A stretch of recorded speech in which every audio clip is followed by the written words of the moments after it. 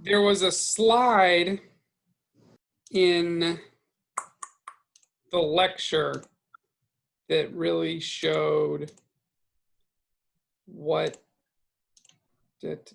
sorry, let me try to find this. So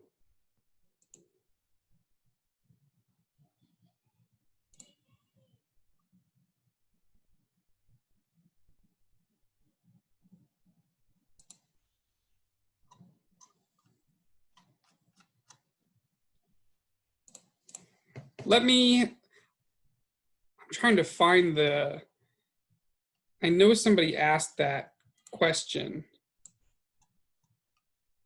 Yeah, okay, here it is. So let me share my screen. So is this the one you're referring to, Tim, the correlation? So this is telling you the same thing in different ways. So it's only showing the correlation between SES and test, and that's the correlation, right? So it's the test, or the SES effect on your test score this is the coefficient 0.6, and this is the graph for it. Does that make sense? Yeah, and I think I figured that out.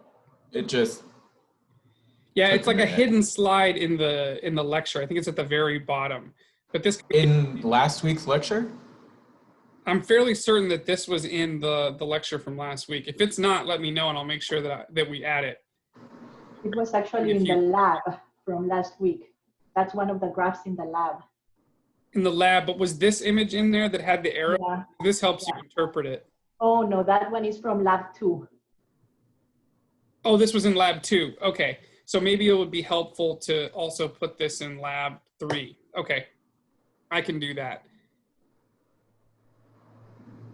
Does that, and basically what this is showing you is just the relationship between one independent on one dependent variable. You're not looking at multiple, like you're not doing a regression where you're saying all of these factors create. Well, I guess, actually, can you show that again?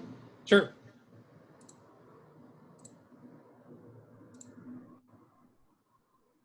So then like in the left column, there are 3 different graphs. And so it's test. So is the first one test and class size? Yep, class size. So and then so that's and then like the one under that, I'm assuming is test and teacher quality, and then the one to the right of that is test and class size and teacher quality? They're just teacher quality. Okay, so the third one in the left column is test and teacher quality and class size? Third one in the last column. That you're on right now. That should be this one. So I guess the correlation is always between only 2 variables, right? It's never between 3 variables. So but then why?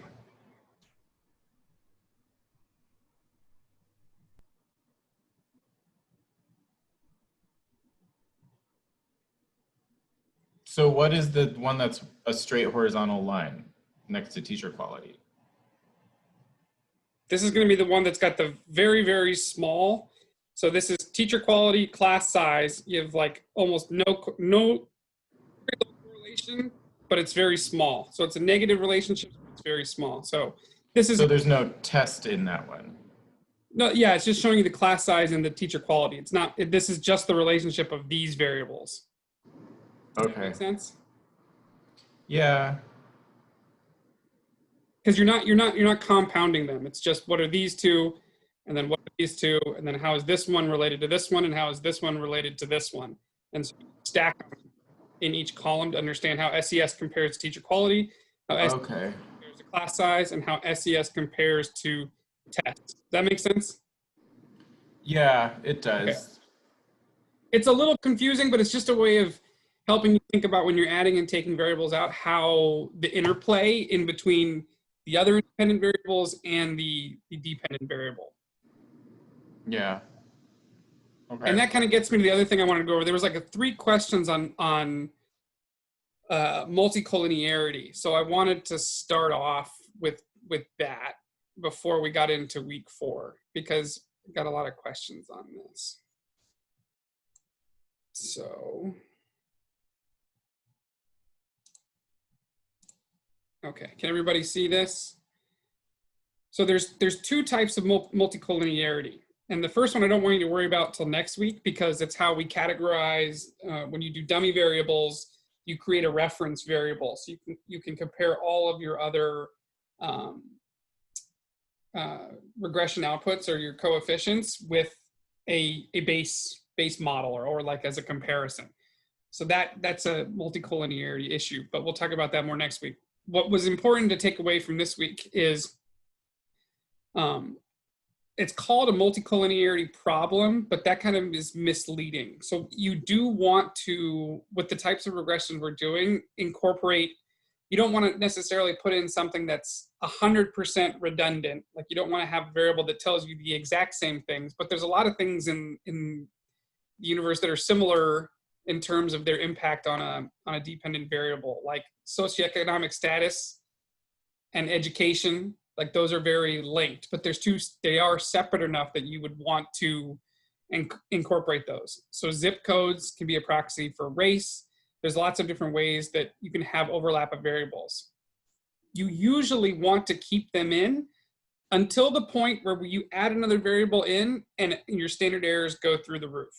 So if you got a pretty good model and you're understanding your slope, and then you add one more thing on and all of a sudden your standard errors triple, then you have a multicollinearity problem where the control variable is highly correlated with your policy variable, and that kind of washes out all the effects of your precision, and that's when it becomes a problem. So there's no multicollinearity issues to the dependent variable. That's not, I saw one question that was, trying to tie that to the dependent variable. Don't think about it that way.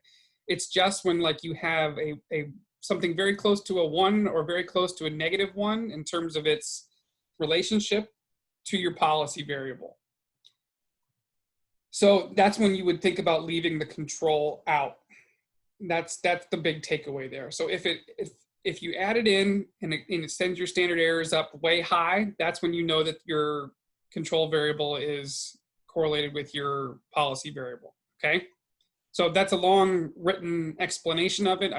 I'll obviously put this in the announcement afterwards, but that's the way to think about it. So if you've got a good model and you add something in, your standard errors all of a sudden are way worse, think about what you just added, and that'll help you understand why you shouldn't include it. And then when you do that, the big thing, and this is something I try to emphasize every week, is you have to justify why you did or didn't do something in your model. So that's your methodology.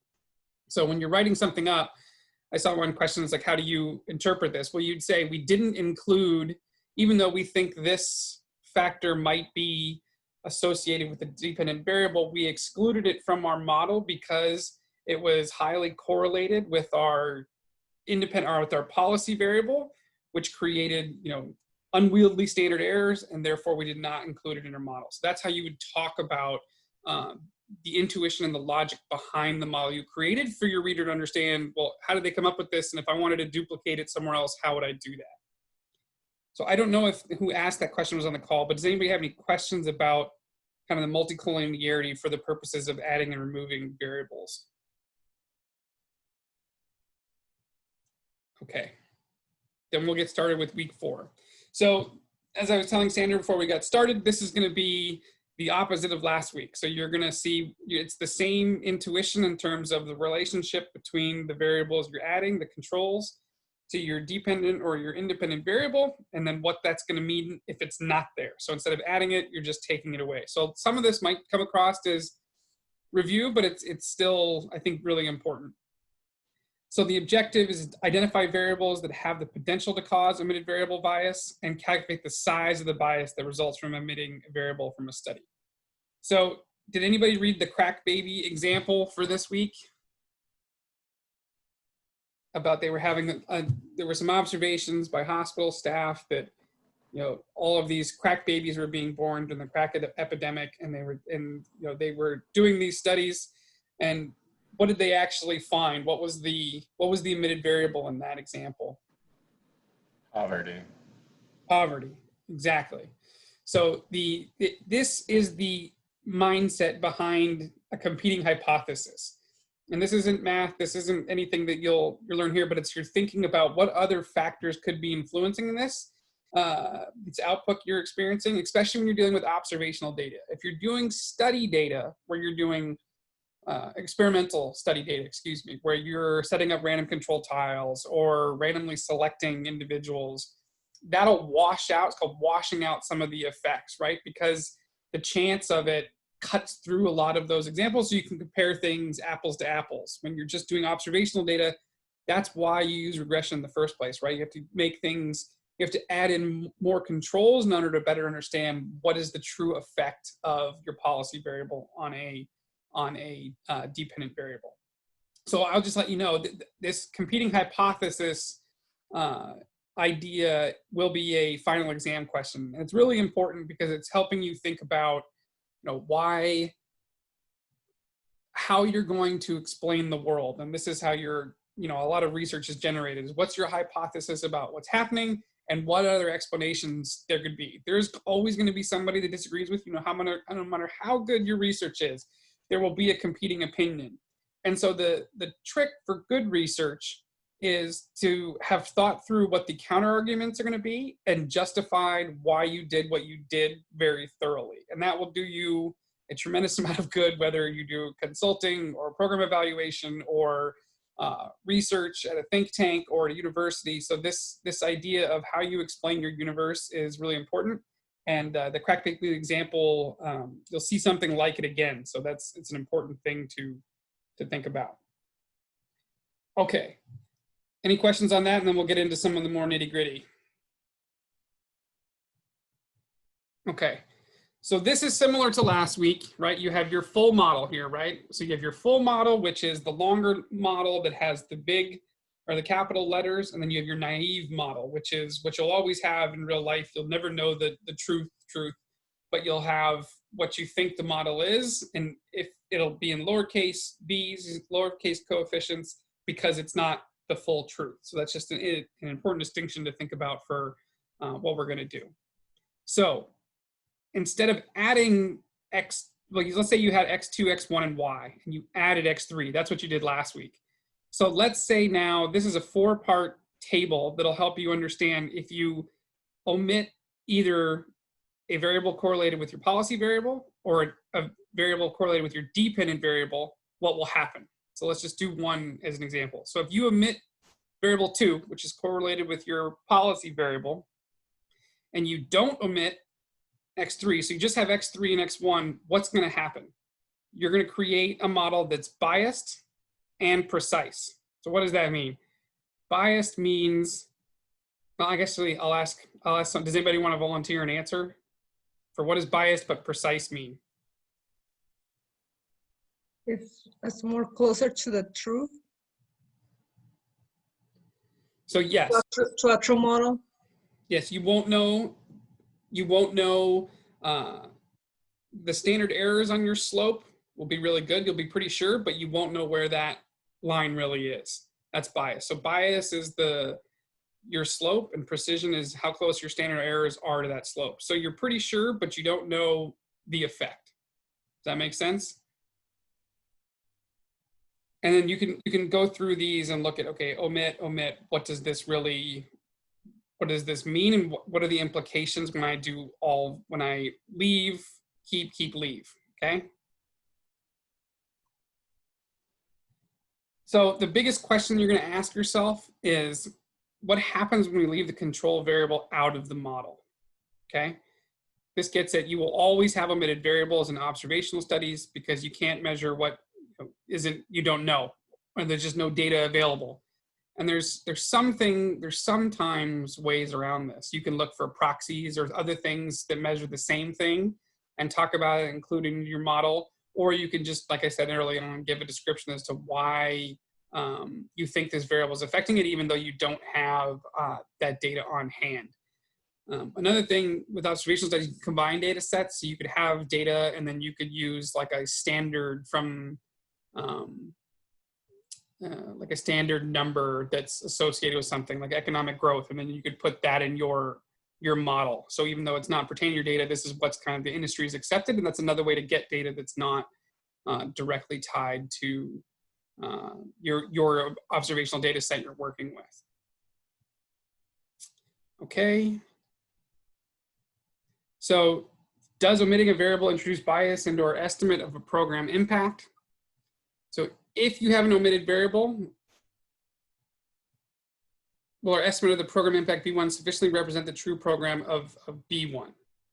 Right, so you're trying to find out what's the difference between what you know and reality. And this is where the B2 or your control comes in. So let me actually zoom out. Just can't see the whole thing. So types of omitted variables. So since the omitted variable x2 is uncorrelated with the policy variable, this is going back to that same chart, this is just a different way of seeing it. Leaving out does not change the slope. There is no bias. Okay. The opposite's going to be true. Well, not the opposite, but when you have an x2 is your omitted variable, well, it's going to change the slope because remember, if you were to add this, while it's correlated with here, you would expect that the slope to change because those two are correlated. So the naive estimate will be biased.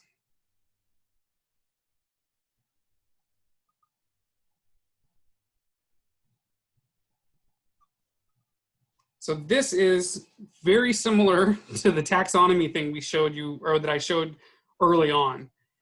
This is something similar to this can be an exam question where you look at, okay, if I have this model, so if I have an X1 and an X2 that are overlapping or that are share covariance, which is this going to be here? And being able to talk about, okay, this is going to be accurate because the X2 is overlaps with the X1, but it's going to be imprecise because we haven't explained there's still a lot going on that we haven't gotten to. So this is like your ideal thing, right? It's accurate because you're describing more of what's going on between X1 and X2, but it's also precise because you've explained more of the variance of your Y, which is your dependent variable. So I would take a look at this and kind of think about, because you've seen these a lot, and kind of understanding how this is what your data will look like, but this is how to think about it in terms of. So are accuracy and bias the same thing? Yes.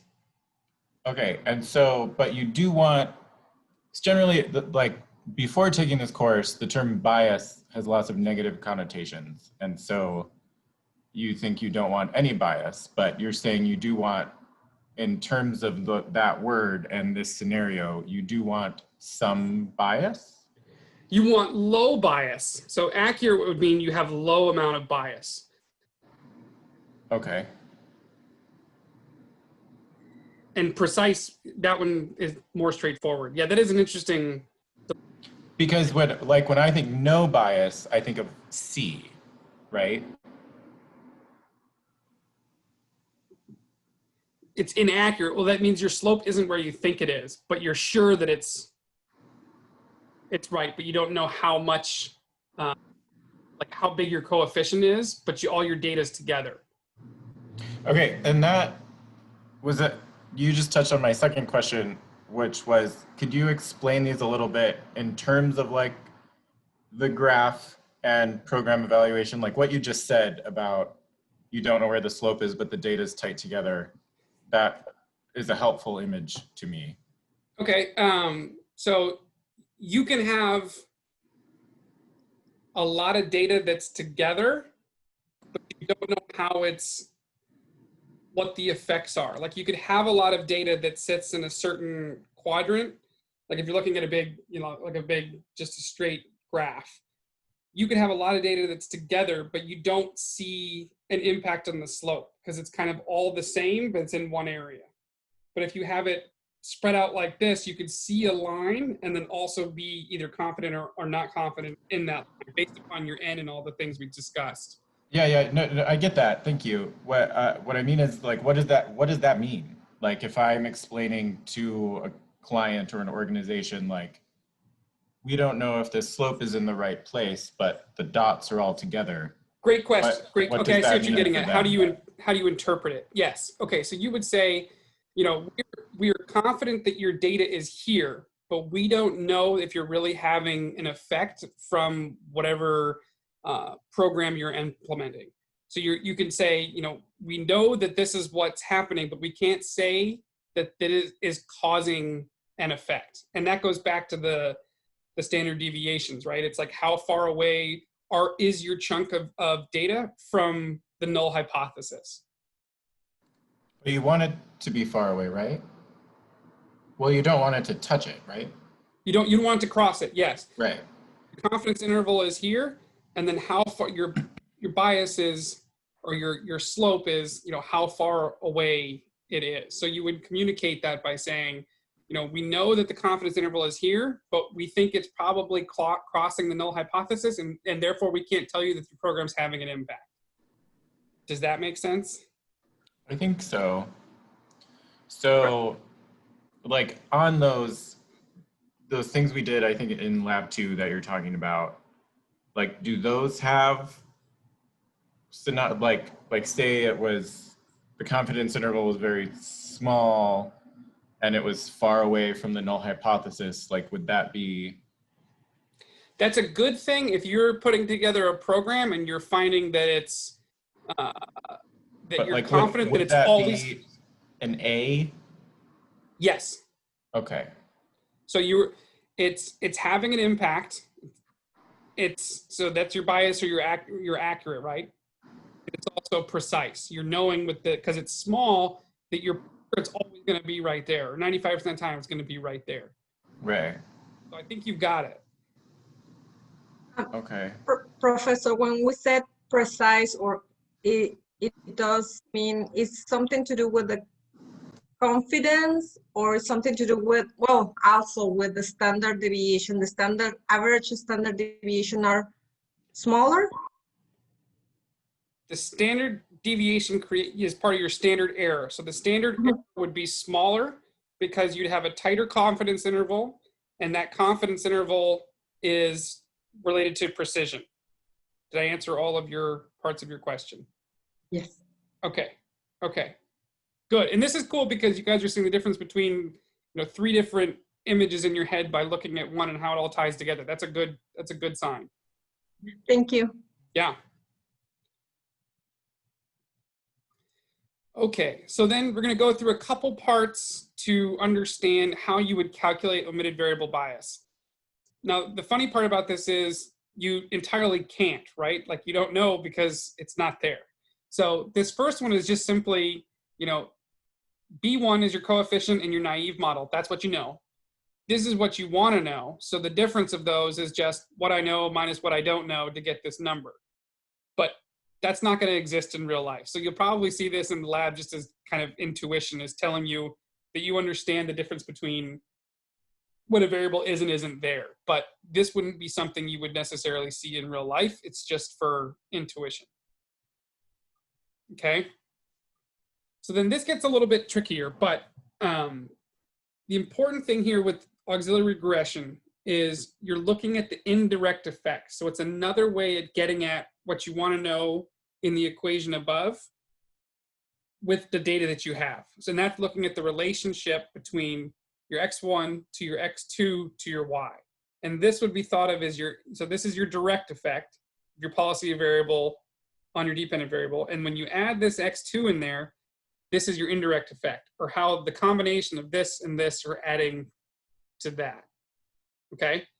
So it looks like a lot, but don't let it intimidate you. You're rearranging the formula so your x2 is on the other side, and then you have this new equation which allows you to solve for a1, which is your indirect effect.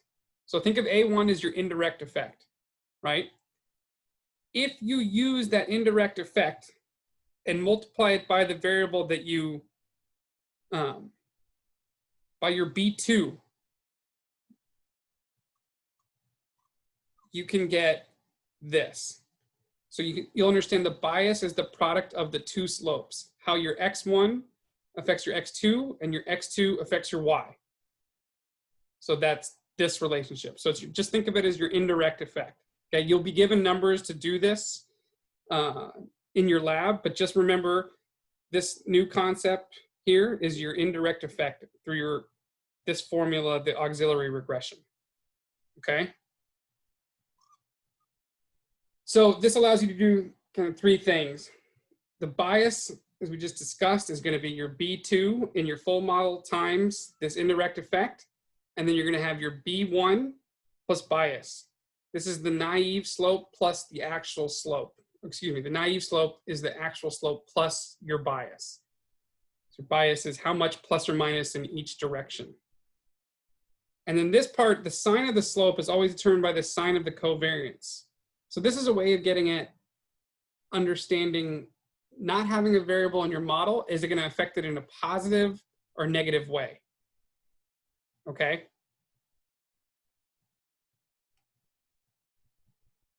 A third thing to think about is a rough way to measure the magnitude of a bias is your B1 minus, or B lowercase minus your capital or your full model B1 divided by B1. And this is a very similar formula to percent change. So it's a way to get at like how much magnitude is this bias having.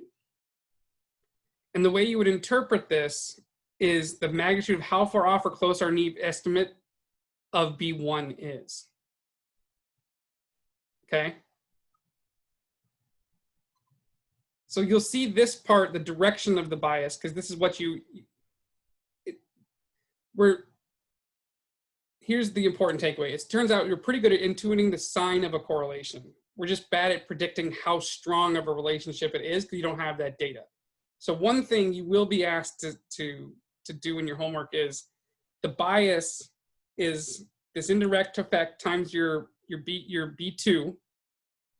And then you'll need to see based on just this positive or negative, what effect it's going to have if you were to have the full model. So if your naive model is positive, then B1 is going to be less than, your naive model is going to be greater than your full model. And the opposite is obviously true. If the full model coefficient is larger than the naive model, the model shifts to the right. Okay, so that distinction between this and this sentence is important to see. If the full model coefficient is larger than the naive model, the model is going to shift to the right. And that's how you understand, okay, if we add this variable, we think it would increase or decrease your slope, right? And that's getting back to the beginning of the lecture. That's what you're thinking about. Okay, you didn't have socioeconomic status in your crack baby observational study, right? But if you did, what would happen? You would expect the bias or slope to go down because now you're explaining more of the variance and why, because you've added this variable. And because that's such a powerful indicator in that model, you would expect it to drop a lot, right? And so that means your model would shift to the left. So sometimes the challenge in policy is we ignore some of the indirect effects because we're unsure of the causal model. We don't know if it's always going to be that way. So if X1 is classroom size and X2 is socioeconomic status, then the indirect effect, which is that A1 times B2, it's not really the causal pathway because X2 contributes to X1 and X2 also contributes to Y. But then if you think about wealthy suburbs have better schools and smaller classes, it's back to your competing hypothesis. The thing that you've left out is why you need all of the all auxiliary regression and positive or negative direction to better understand what would happen if you had that data. And then also, if you were to randomly assign classes, like in the Gates experiment, I think was in your reading, then you'd be able to wash some of that out. But if you're doing observational studies, that's why you got to think about, if I were to add this model, is it going to move it to the right or left? And you're not always going to be assured by how much, because you just don't know, or you don't have that data. And so these concepts are kind of setting you up when you're going to use, you'll use these in later classes to help you with instrumental variables and how all of these adding together are going to help you describe bigger, more complex things. So that's kind of a lot, as 3 kind of thoughts in a row. Does anybody have any questions? Is anybody taking a look at the homework? Yeah, okay.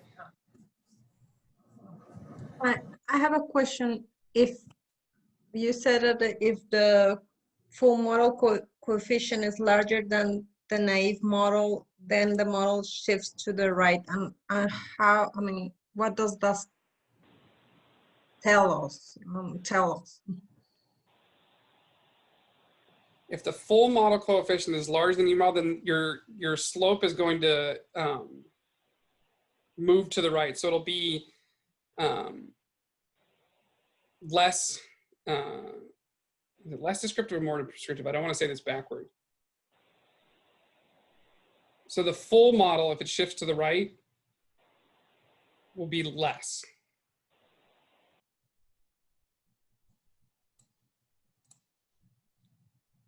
And then at the end of my slides, and I won't show this right now, but there's like a diagram that'll walk you through auxiliary regression for another example. But I'm not going to go through that right now. Mm-hmm. Mm-hmm. Mm-hmm.